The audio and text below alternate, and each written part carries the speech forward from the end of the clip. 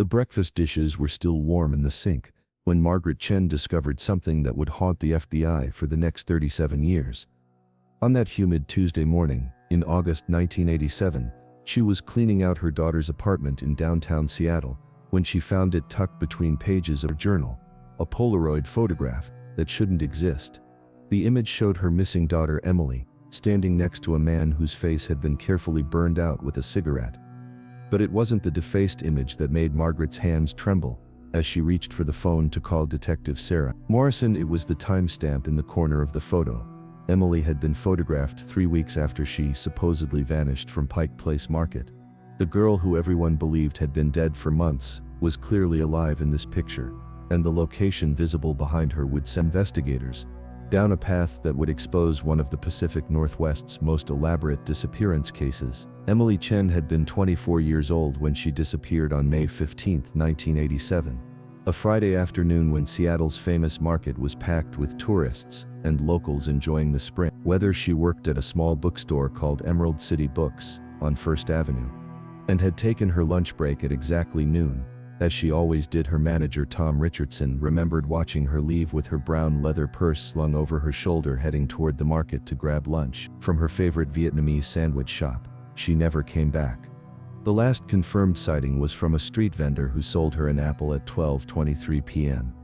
After that, Emily Chen seemed to evaporate into the crowds of Pike Place Market, leaving behind only questions that would concern investigators for decades. Detective Sarah Morrison had been with Seattle PD for only 3 years when she caught the Chen case.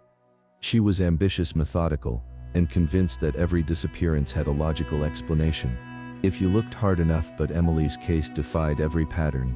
Morrison studied the security footage from nearby shops, showed Emily entering the market, but never leaving. She hadn't used her credit cards, hadn't accessed her bank account, hadn't contacted any friends or family. Her car remained in the employee parking garage where she'd left it that morning, covered in a thin layer of dust that suggested it hadn't been moved in days. The initial investigation focused on the obvious suspects: boyfriends, ex-boyfriends, co-workers, anyone who might have had a reason to harm Emily. But every lead crumbled under scrutiny. What made the case particularly baffling was the complete absence of struggle or distress signals. Emily hadn't screamed, hadn't dropped her purse, hadn't left any indication that she was in danger. Witnesses who were interviewed in the days following her disappearance all agreed she seemed normal, maybe a little distracted, but nothing that suggests fear or anxiety. The market's labyrinthine layout, with its multiple levels, hidden stairways, and connecting tunnels to the waterfront, provided countless ways someone could disappear, but extensive searches using dogs and even divers checking the nearby Elliott Bay found nothing. It was as if Emily had simply chosen to stop existing at that precise moment in one of Seattle's most crowded public spaces. The photograph Margaret Chen found 3 months later changed everything. Morrison stared at the image under the harsh fluorescent lights of the precinct evidence room. Emily was clearly alive in photo, standing in what appeared to be a rural setting. Mountains visible in the background that could have been anywhere in the Cascade Range. She was wearing clothes Morrison didn't recognize: a flannel shirt and jeans instead of the professional attire she typically wore to work. And most disturbing of all, she was smiling, not the forced smile of someone under duress, but what appeared to be genuine happiness. The burned-out face next to her was approximately 6 feet tall, based on Emily's height, wearing what looked like a park ranger or forestry service uniform. But the deliberate destruction his features suggested someone had very specifically wanted to hide his identity. Forensic analysis of the photograph revealed it was genuine, not doctored or manipulated. The Polaroid film stock matched production from early 1987, and microscopic analysis of the emulsion showed no signs of tampering. The timestamp mechanism was consistent with cameras from that era, making it nearly impossible to fake. But who had taken the photo, and more importantly, who had placed it in Emily's journal? Knowing it would eventually be found, the journal itself had been in the apartment since the initial search. Investigators had only given it a cursory examination, finding nothing but mundane entries about work and daily life. Margaret had been more thorough, going through every page when she discovered the photo tucked into the binding, like someone had carefully hidden it there. The revelation that Em might have been alive after her disappearance triggered a massive reinvestigation. Morrison partnered with FBI Special Agent Robert Kane, a veteran investigator who specialized in missing persons cases that crossed state lines together. They began reconstructing Emily's life in the months before his disappearance, looking for any sign that she had been planning to leave. What they found was troubling. Emily had been making unusual financial moves in the weeks before May 15th, withdrawing small amounts of cash that added up to nearly $8,000. She had also been researching areas of Washington state, checking out library books about wilderness survival and off-grid living. Most significantly, she had been in contact with someone using a P.O. box in Spokane, though the correspondence had been destroyed before she disappeared. Interviews with Emily's closest friends revealed she had been struggling with something she wouldn't discuss fully.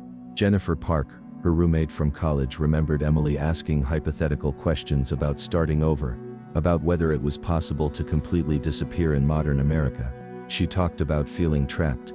Emily later told investigators like her life had been scripted for her and she was just playing a role.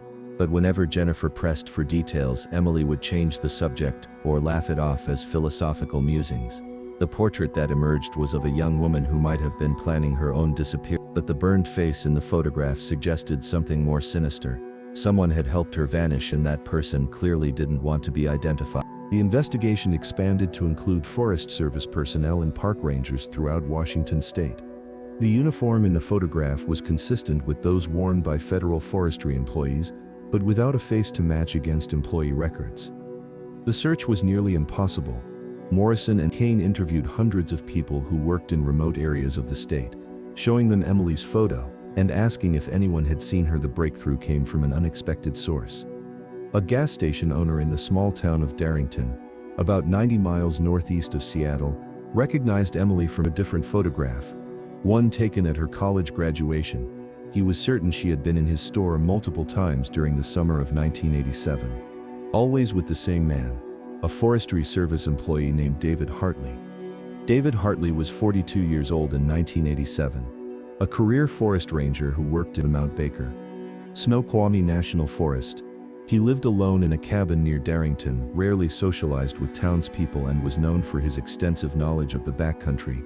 When Morrison and Kane arrived at his cabin in November 1987, they found it abandoned, but not empty. The place looked like someone had left in a hurry, but planned to return. Clothes still in closets, food in the pantry, mail piling up on the porch. Dating back to early September, what they didn't find was any trace of Emily Chen, or evidence that she had ever been there, but something about the cabin felt wrong to Morrison. There were subtle signs of a woman's presence. A brand of shampoo. Hartley wouldn't have used a single long black hair, caught in the bathroom drain. Books on subjects that neighbors said Hartley had never shown interest in before. The search for David Hartley became a multi-state effort, involving federal agencies and local law enforcement from Washington to Montana. His service record showed an exemplary career with no disciplinary actions, but deeper investigation revealed troubling patterns. Hartley had been transferred 3 times in 10 years, each time at his own request. Transfer had come shortly after young women in the area had reported feeling stalked or harassed, though no formal complaints had ever been filed against him. His psychological evaluations showed someone who was intelligent, manipulative, and had difficulty maintaining appropriate boundaries with women, but nothing that had risen to the level of official concern. The profile that emerged was of a man who had learned to operate just below the threshold of detection, someone who understood systems and how to exploit them. In January 1988, a hunter in northern Idaho reported seeing a man match Hartley's description living in an abandoned mining camp with a woman who looked Asian. The camp was 60 miles from the nearest town, accessible only by logging roads that were impassable during winter. By the time investigators reached the location in spring, the camp was deserted, but as suggested 2 people had lived there for several months. Canned goods with Seattle store labels, a woman's hiking boots that matched Emily's size, and most significantly, a stack of letters addressed to Emily but never sent. The letters were in Hartley's handwriting and painted a disturbing picture of obsession and control. He wrote about protecting Emily from a world that didn't understand her, about their destiny together in the wilderness, about how she needed him to truly be free. The letters also contained references to other women Hartley had known, women whose names Morrison recognized from missing persons files across the Pacific Northwest over the past 15 years. Sarah Martinez, who had vanished from Portland in 1983, Rebecca Anderson, who disappeared from Bellingham in 1985, Jennifer Wu, who had gone missing from Tacoma just 2 months before Emily. The implications were staggering. What had started as one missing person case was potentially connected to a serial predator who had been operating throughout the region for over a decade, using his position and knowledge of remote wilderness areas to hide his victims. The FBI launched a task force dedicated to finding Hartley, determining the fate of all the women mentioned in his letters. The breakthrough in locating Hartley came from technology that didn't exist when Emily first disappeared in 1995. 8 years after her vanishing, cellular phone towers had begun proliferating, even in rural areas, and Hartley had made the mistake of acquiring a cell phone under an alias. The phone was registered to a David Harrison, but the billing address led investigators to a small ranch in eastern Montana, where surveillance confirmed Hartley was living with a woman. The raid on the ranch in September 1995 was coordinated between FBI SWAT teams and local law enforcement. They expected resistance but found Hartley alone in the main house, claiming the woman had left weeks earlier. The house contained extensive documentation of his activities, including photographs, journals, and detailed records of the women he had stalked, abducted over 2 decades. Among the evidence was a photograph album labeled with Emily's name, containing hundreds of pictures documenting what appeared to be a consensual relationship at first. Hiking together, cooking meals, sitting by campfires. But as the photos progressed, the truth became apparent. Emily's expressions grew increasingly hollow. Her smiles forced her body language, suggesting fear rather than affection. The final photos showed her visibly malnourished, her clothes hanging loose on her frame, her eyes holding the 1,000-yard stare of someone who had given up hope. Date stamps on photos indicated Emily had been alive until at least December 1987, 7 months after her disappearance, but her current whereabouts remained unknown. Hartley refused to discuss any of the women, claiming his right to remain silent even when offered plea deals in exchange for information. Interrogation of David Hartley stretched over 6 months, as investigators tried every legal method to extract information about the missing women. FBI profilers analyzed his psychology, finding a complex personality disorder that combined narcissistic and antisocial traits with an elaborate fantasy life where he cast himself as a savior, protecting vulnerable women from society's corruption. He had constructed detailed narratives around each woman he targeted, learning their routines, their vulnerabilities, their dreams, and using that information to insert himself into their lives. The evidence suggested he would approach them as a helpful authority figure, gradually isolating them from support networks. Before making his move, most disturbing was his apparent ability to make some of his victims initially compliant, possibly through psychological manipulation rather than physical force. March 1996. Hartley's former colleague from the Forest Service came forward with information that changed the investigation. Roger Coleman had worked with Hartley in the early 1980s and remembered him talking about a series of caves in the North Cascades that he had discovered, but never reported caves that were perfect for someone who wanted to disappear completely. Coleman had thought it was just Hartley being his usual antisocial self, but after seeing news reports about the investigation, he realized the significance of what he knew. He provided investigators with approximate coordinates based on topographical features. Hartley had described the search area covered hundreds of square miles of some of the most remote and difficult terrain in the continental United States. The search operation, launched in May 1996, involved specialized cave rescue teams, military helicopters equipped with thermal imaging, and hundreds of volunteers familiar with backcountry navigation.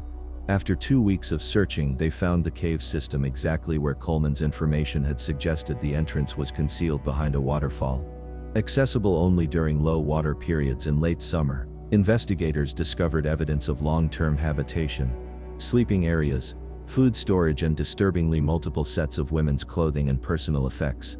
The cave system extended for miles with various chambers that had been modified for human occupation. But they found no bodies, no remains, no sign of current inhabitants. What they did find was Emily Chen's passport hidden in a crevice, along with those of 3 other missing women. The passports had been deliberately preserved, wrapped in plastic, and placed where they wouldn't be found accidentally. Each passport had a date written on it, in Hartley's handwriting, dates that investigators believed indicated when each woman had died. Emily's date was December 23, 1987, which aligned with the last photographs in Hartley's album. The discovery confirmed what investigators had feared. Emily and the others were almost certainly dead. Without bodies, prosecution would be difficult. Hartley continued to maintain his silence even when confronted with the passport evidence. The trial of David Hartley began in September 1997 in Seattle with charges related to Emily Chen's disappearance and presumed murder. Prosecutors built their case on circumstantial evidence: the photographs, the letters, the passports, and testimony from experts who analyzed Hartley's psychological profile and patterns of behavior. The defense argued that without bodies there was no proof of murder, that Emily and the others might have left voluntarily, and Hartley was being scapegoated for the FBI's failure to find missing women. The trial lasted 3 months with testimony from dozens of witnesses, including Margaret Chen, who described finding the photograph that had reignited the investigation. She looked directly at Hartley as she testified, composure breaking only when she said, "My daughter trusted people. She believed in the good in everyone, and you used that against her." The jury deliberated for 6 days before returning guilty verdicts on 4 counts of murder despite the absence of bodies. The judge sentenced Hartley to consecutive life terms without possibility of parole, but even after conviction he refused to reveal the location of the bodies, claiming through his attorney that he had no knowledge of what happened to the women. The families were left without closure, unable to properly bury their loved ones, fully understand what had happened during their final months. The case officially remained open, with investigators continuing to search remote areas of the Cascades, based on geological analysis and Hartley's known movement patterns. In 2003, 16 years after Emily's disappearance, a group of experienced hikers discovered human remains in a glacier crevasse on Mount Baker. The location was miles from any trail in an area that would have been nearly impossible to access without specialized equipment and knowledge. DNA testing confirmed the remains belonged to Sarah Martinez, the first victim linked to Hartley. Her body showed signs of severe trauma, consistent with a fall, but investigators believed she had been pushed or forced into the crevasse. The discovery prompted renewed searching of glacial areas throughout the North Cascades using ground-penetrating radar and cadaver dogs trained for alpine environments. Over the next 5 years, 3 more sets of remains were discovered, all in similarly remote glacial locations. Rebecca Anderson was found in 2005, Jennifer Wu in 2007, but Emily Chen's body was never recovered. Investigators theorized that Hartley had changed his disposal methods, after Emily possibly cremating remains or using other means that would prevent discovery. The lack of closure tormented Margaret Chen, who had spent her retirement savings on private investigators and her own searches of wilderness. She died in 2009, at age 73, never knowing what had happened to her daughter's remains. Her funeral was attended by families of other victims, who had formed a support group united by their shared loss and frustration. The case took an unexpected turn in 2015. Serving his life sentences in federal prison, suddenly offered to reveal the location of Emily's remains in exchange for transfer to a different facility. He was aging and in poor health, claiming he wanted to clear his conscience before he died. Investigators were skeptical, but the Chen family's surviving relatives, desperate for closure, agreed to support the transfer. Hartley was moved under heavy security to the location he specified, a remote valley in the North Cascades, accessible only by helicopter. He led investigators to a small cave, hidden behind vegetation, where they found scattered bones that DNA testing later confirmed belonged to Emily Chen. But the recovery of Emily's remains raised more questions than it answered. Among the bones, investigators found items that didn't match the timeline. Hartley had provided a digital watch that wasn't manufactured until 19. Emily supposedly dyed clothing with labels from the early 1990s, and most puzzling, a letter in Emily's handwriting dated June 1990. 3 years after her disappearance. The letter, addressed to her mother, but never sent, suggested Emily had been alive much longer than anyone had believed. It spoke of regret, of choices she couldn't undo, and of a life that had become a prison. The implications were staggering. Had Emily survived for years in captivity, or had she initially gone with Hartley voluntarily only to realize too late what he truly was? Forensic analysis of the remains suggested Emily had sometime between 1990 and 1992, based on bone degradation and environmental factors. This timeline contradicted everything Hartley had claimed and raised the possibility that he had kept some victims alive for years, maintaining them in isolated captivity, while the world believed they were dead. The revelation prompted a new investigation into Hartley's activities during the late 1980s and early 1990s. Investigators discovered he had been purchasing supplies in quantities that suggested he was providing for multiple people. including women's clothing and medical supplies that he had no legitimate reason to buy. Interviews with people who had encountered Hartley during this period revealed disturbing patterns. A store clerk in Darrington remembered him buying women's vitamins and hygiene products regularly. For several years, a doctor in Mount Vernon recalled treating Hartley. Injuries he claimed were from a hiking accident, but which looked more like defensive wounds from fingernails. And a Forest Service colleague mentioned seeing a woman in Hartley's truck in 1991 who matched Emily's description, though Hartley had claimed she was his cousin visiting from California. These sightings suggested a horrifying possibility that Emily and perhaps others had been kept alive as captives for years after their supposed deaths. The psychological impact on the families was devastating. They had grieved for their loved ones, believing them dead only to learn they might have been alive, and suffering for years afterward. The support group that had formed among the families fractured, with some unable to handle the renewed trauma. Margaret Chen's sister Helen, who had taken over the search after Margaret's death, suffered a complete breakdown and required hospitalization. Media coverage was relentless, with true crime shows and podcasts dissecting every aspect of the case, turning the family's grief into entertainment. The ethical questions raised by the coverage led to new guidelines for reporting on cold cases and victims' families.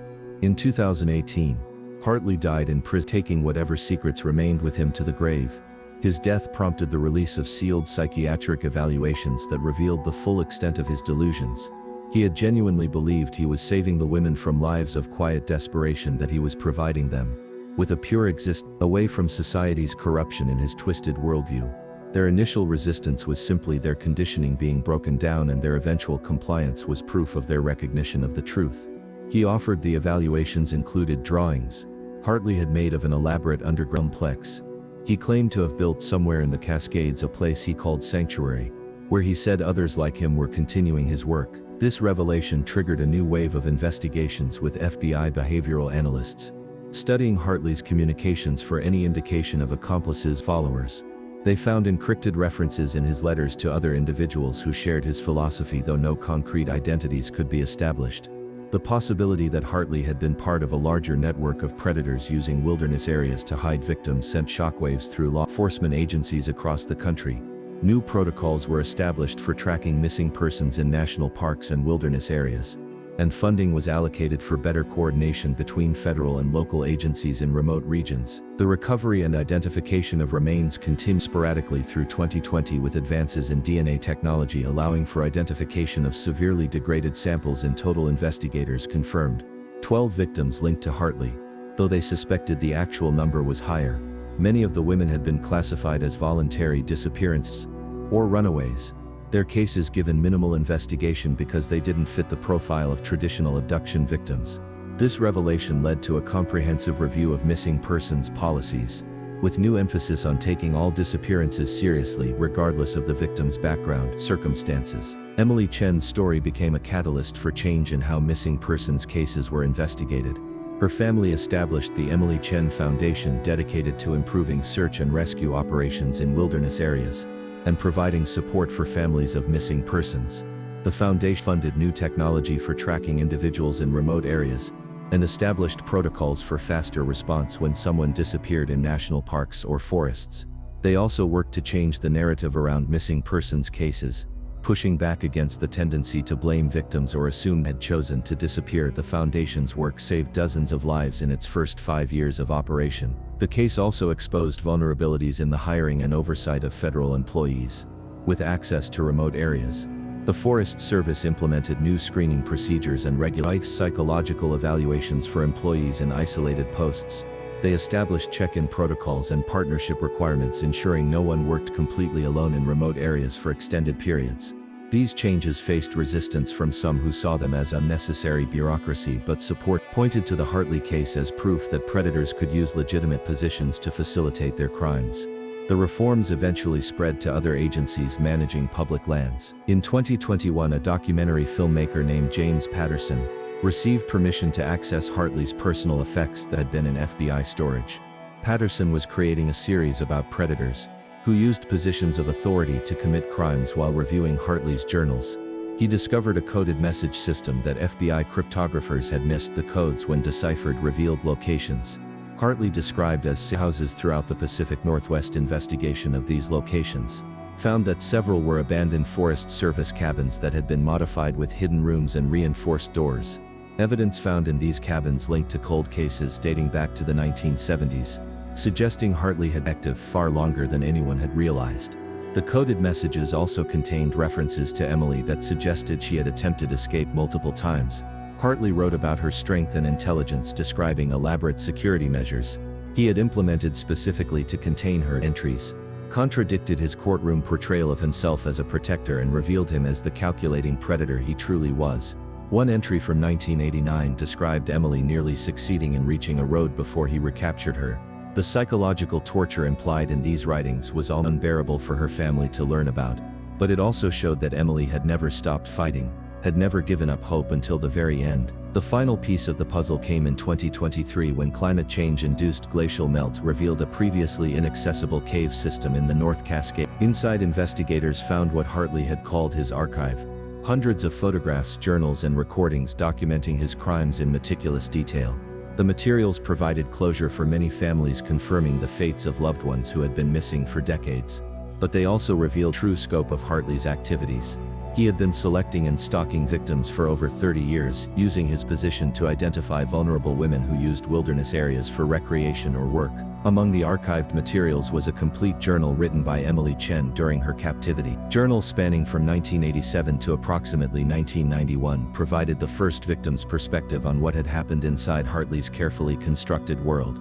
Emily wrote about the initial deception, how Hartley had presented himself as someone who could help her escape personal problems she described the gradual realization of her true situation, the psychological manipulation Hartley employed, and her numerous attempts to escape or signal for help. The journal entries grew increasingly desperate over time but never lost their clarity or intelligence.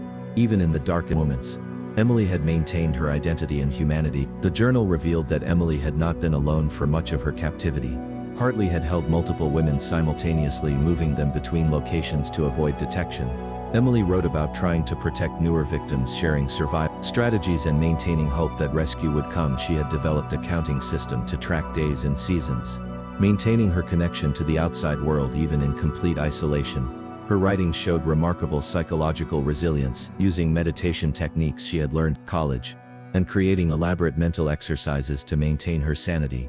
The journal's final entries from late 1991 suggested she knew her death was imminent, but she expressed hope that her words would eventually be found. The discovery of Emily's journal prompted a complete review of the case. Hartley's other victims. Investigators realized that many of the women had likely been alive simultaneously, creating a complex dynamic that Hartley had managed through psychological control and physical isolation.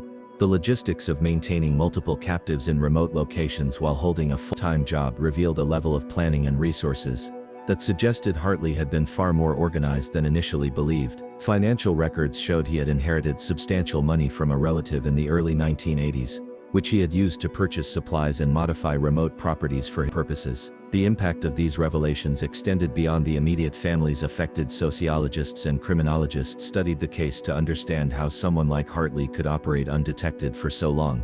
The research led to new theories about predatory behavior in positions of authority, and the ways institutional structures could inadvertently provide cover for criminal activities. Universities developed new curricula for criminal justice programs, incorporating lessons from the Hartley case, and the FBI created a specialized unit focused on crimes in federal lands and remote areas. The case became required study at the FBI Academy, with emphasis on the importance of taking all missing persons cases seriously regardless of circumstances. Emily's journal was published in 2024 with her family's permission, with proceeds going to the Emily Chen Foundation. The book became a bestseller, but more importantly, it gave voice to not just Emily but all of Hartley's victims, showing them as complete human beings rather than just names on missing persons. Reports readers were struck by Emily's intelligence, humor, and resilience, even in the face of unimaginable circumstances. Observations about nature, survival, and human psychology showed a brilliant mind that had been tragically cut short. The journal also contained poems and stories Emily had written, perhaps as a way to escape her reality, which were published separately as a collection that received critical acclaim. The case's resolution brought changes to how society viewed missing persons, particularly women who disappeared in wilderness areas. The assumption that they had chosen to run away or had met with accidental deaths was replaced with a more nuanced understanding of the various factors that could lead to someone vanishing. The Emily Chen Foundation successfully lobbied for legislation requiring faster response times for missing persons in national parks and forests. They also established a network of volunteers trained in wilderness search and rescue who could be rapidly deployed when someone disappeared. The foundation's work was credited with solving dozens of cold cases and preventing countless potential tragedies. Margaret Chen's dream of finding her daughter had been realized, though not in the way she had hoped. Her persistence in preserving evidence and pushing for continued investigation had been crucial to eventually solving the case. Helen Chen, Margaret's sister, became the family spokesperson and worked with the foundation to ensure Emily's story continued to help others. She often spoke about the importance of never giving up hope even when facing official indifference or skepticism. The Chen family's dignity and grace in the face of unimaginable loss became an inspiration to other families dealing with similar tragedies. The Hartley case also raised uncomfortable questions about the nature of evil and whether it could ever be fully understood. Prevented psychological studies of his writings and behaviors contributed to new understanding of predatory psychology, but also revealed the limitations of profiling and prediction. Experts admitted that someone with Hartley's intelligence and understanding of systems would likely be able to evade current detection methods. The realization that predators could adapt and evolve faster than prevention methods was sobering, leading to calls for continuous updating of screening and monitoring procedures. In the years following the full revelation of the case, several copycat incidents, prevented by the increased awareness and improved protocols that had resulted from the investigation. Forest Service employees reported suspicious colleagues, who were investigated and in 3 cases found to be exhibiting predatory behavior before they could act on their impulses. The cultural change within agencies, managing remote areas, was significant, with a new emphasis on accountability and peer monitoring that hadn't existed during Hartley's era. The case had shown that isolation and lack of oversight could create opportunities for those with criminal intent.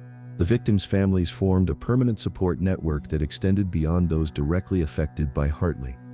They provided resources and guidance to families dealing with missing persons cases, particularly those involving wilderness areas or remote locations.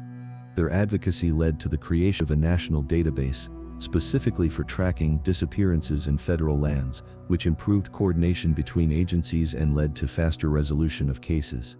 They also worked to change media coverage of missing persons cases, pushing for more respectful and accurate reporting that focused on the victims as people rather than statistics. By 2025, the case had been closed for nearly 30 years, but its impact continued to ripple through American society. Law enforcement agencies credited the lessons learned from the investigation with solving numerous other cold cases and prevent potential crimes. The technology and procedures developed during the search for Emily and the other victims had become standard practice in missing persons investigations. The case was taught in universities, studied by professionals, and remembered by the public as a watershed moment in understanding predatory crimes and the importance of persistence in seeking justice.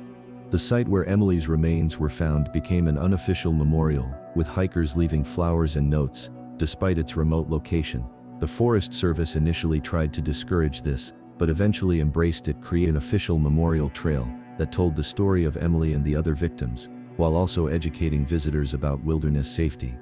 The trail became one of the most visited sites in the North Cascades, with thousands making the difficult trek each year to pay their respects and reflect on the case that had changed how America thought about missing persons. Emily Chen's life, though cut tragically short, had achieved a lasting impact through the changes her case inspired. Her dream of making a difference in the world had been realized in ways she could never have imagined. The Emily Chen Foundation continued to grow, expanding its mission to include education, prevention, and support services. It established scholarships for young women pursuing careers in criminal justice and funded research into improving investigation techniques. The Foundation's annual report always began with Emily's photograph and a quote from her journal: "Even in the darkest places, hope can survive, if we refuse to let it die." The investigation techniques developed during the search for Emily became standard training for FBI agents and local law enforcement. The case study was used to teach the importance of preserving evidence, maintaining communication between agencies, and never assuming that a missing person left voluntarily. The psychological profiles developed from studying Hartley's writings and behaviors contributed to better understanding of how predators selected and controlled victims, leading to more effective prevention and intervention strategies. The case had shown that even the most carefully hidden crimes could eventually be exposed if investigators remained persistent and adapted to new technologies. As the 40th anniversary of Emily's disappearance approached 2027, A new generation of investigators began re-examining the case, with fresh eyes and even more advanced technology. They discovered additional evidence that had been overlooked, including DNA from other potential victims and references in Hartley's writings to locations that had never been searched. The investigation remained officially open, with the FBI maintaining a task force dedicated to identifying any remaining victims and understanding the full scope of Hartley's crimes. The possibility that there were other victims still undiscovered in the vast wilderness of the Pacific Northwest, that the case would likely never be completely closed. The legacy of Emily Chen and the other victims extended far beyond the criminal justice system. Their stories had changed how society thought about violence against women, the role of authority figures in protecting or exploiting vulnerable populations, and the importance of wilderness safety. The case had shown that predators could exist anywhere, even in positions of trust and respect, and that constant vigilance was necessary to protect potential victims. It had also demonstrated the power of persistence of families who refused to give up and investigators who continued searching even when cases seemed hopeless. The final chapter of Emily Chen's story was written not in the courtroom or the wilderness, but in the lives saved by the changes her case inspired. Every missing person found faster, because of improved protocols, every potential victim protected by better screening procedures, and every family given closure through advanced investigation techniques, owed something to Emily's sacrifice. Her journal's final entry had expressed hope that her suffering would not be in vain, that somehow good would come from the evil she had endured. 40 years later, that hope had been fulfilled in ways she could never have imagined. The case remained a powerful reminder that justice, though sometimes delayed, was worth pursuing, that victims deserved to have their stories told and their lives honored, and that even in the face of unimaginable evil, human resilience and determination could prevail. Emily Chen had disappeared from Pike Place Market on a spring day in 1987, but her impact on the world would last forever, a testament to the truth that even silenced voices could eventually be heard if someone was willing to listen and never stop searching for answers. The most shocking revelation came in 2028 when a retired FBI analyst named Patricia Coleman discovered something everyone had missed, hidden in the metadata of Hartley's digital files. She found evidence of a second individual, someone who had been helping Hart document his crimes. The digital fingerprints suggested this person had been active until at least 2010, 23 years after Emily's disappearance, and was possibly still alive. The discovery sent shockwaves through law enforcement and reopened wounds for families who thought they had final closure. The possibility that Hartley had not acted alone, that someone else had known about and possibly participated in the crimes, while remaining free, was almost too horrifying to contemplate. Coleman's analysis revealed that this unknown individual had been systematically editing, organizing Hartley's materials, suggesting an intimate knowledge of the crimes and a desire to preserve them. The digital trails led to IP addresses in British Columbia, but the person had used sophisticated encryption and routing techniques to hide their true identity. The FBI launched Operation Silent Partner, a classified investigation to identify and apprehend this potential accomplice. The operation involved cyber forensics experts, behavioral analysts, and international law enforcement cooperation. The stakes were enormous. If this person had been involved in the original crimes, they'd still be active, possibly continuing Hartley's work. The investigation into the potential accomplice revealed disturbing connections to other missing persons cases in the Pacific Northwest and Western Canada, women who had disappeared in similar circumstances to Emily and the others, but whose case had never been linked to Hartley. The patterns were subtle but unmistakable. The same victim profile, the same remote wilderness disposal sites, the same meticulous planning and execution. The possibility that a network of predators had been operating across international borders using wilderness areas as hunting grounds and disposal sites challenged everything investigators thought they knew about serial predator behavior. In a secure facility in Virginia, FBI analysts worked around the clock to decode the encrypted communications they had discovered. The messages revealed a complex relation between Hartley and the unknown individual whom he referred to only as the Keeper. The correspondence suggested that the Keeper had been responsible for maintaining the captives when Hartley was working, providing supplies and ensuring the women couldn't escape. This revelation explained how Hart had managed to hold multiple victims while maintaining his cover. It had been a two-person operation all along. The Keeper's identity remained a mystery, but their writing style and knowledge suggested someone with education and possibly medical training. The search for the Keeper intensified when analysts discovered references to current events as recent as 2015 in the edited files. This person had been actively working with the materials years after Hartley's death.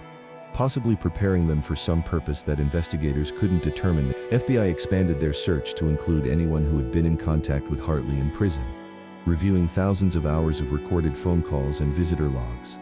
They discovered that Hartley had been corresponding with someone using the alias Morgan Freeman through a prison pen pal program. Letters had seemed innocuous discussions of philosophy and nature, but analysts now believed they contained coded messages. The breakthrough in identifying the keeper came from an unexpected source. Emily's journal contained a single reference to another person bringing supplies, someone she described as younger than Hartley and seemingly uncomfortable with the situation. This detail had been overlooked initially, but now became crucial to the investigation. Emily had written that this person had tried to help her once, bringing extra food and medical supplies when she was ill, but had been frightened of Hartley to do more. The description suggested someone who might have been coerced or manipulated into participating, rather than a willing accomplice. Facial recognition technology applied to enhanced versions of old photographs from the cave sites revealed a partial face and background of one image. Someone who had been watching from a distance as Hartley documented his crimes. The image was too degraded for positive identification, but it provided enough detail for an approximate age and build. Combining this with employment records from the Forest Service and near towns, investigators developed a list of potential suspects. The list contained 43 names, individuals who had been in the right place at the right time and matched the physical description.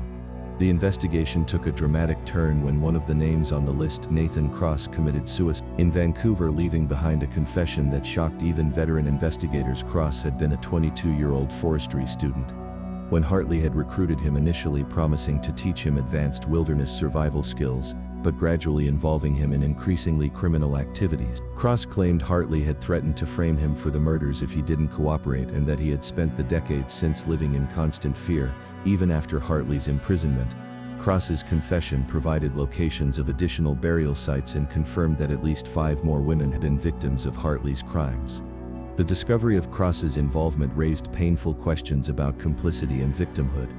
His family claimed he had been manipulated and threatened, essentially another victim of Hartley's psychological control. But the families of the murdered women struggled to accept this narrative, pointing out that Cross had had numerous opportunities to seek help or expose the crimes over the years. The legal system grappled with how to handle evidence from someone who had been both perpetrator and victim, ultimately deciding that Cross's death prevented any meaningful prosecution, but that his confession could be used to bring closure to additional families. Cross's confession led investigators to a storage unit in Portland that contained what he called Hartley's insurance policy recordings, and photographs that Hartley had made of powerful individuals in compromising situations, apparently as protection against future prosecution.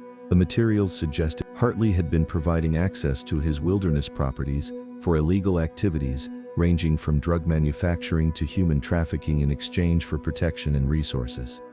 The implications were staggering, suggesting that Emily and the other victims had been caught up in something much larger than one man's crimes.